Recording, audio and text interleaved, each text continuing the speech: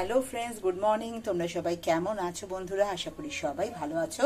একসাথে আজকে আমি ব্রেকফাস্ট লাঞ্চ দুটোই তোমাদের কাছে নিয়ে এলাম। এই দেখো, করে নিয়েছি গরম গরম কচুরি বানিয়েছি আজকে, একটু ডালের পুর দিয়ে, বলতে পারো ডাল পুরি, ছোট ছোট করে ডাল পুরি। আর এই যে আলুর চচ্চড়ি, একদম 5 ফোড়ন দিয়েছি, এতে একটু আদা বাটা দিয়েছি, দিয়ে নুন সামান্য মিষ্টি করে আলুর চচ্চড়ি আর এই যে কচুরি বানিয়ে নিয়েছি। আর এখানে করে নিয়েছি এই যে কাটাপোনা মাছ, কাতলা কাটা মাছটা একদম পাতলা করে, বেশ গরম পড়েছে, আর তার মধ্যে একটা পোনা মাছ, চারা মাছ দিয়ে দিয়েছি।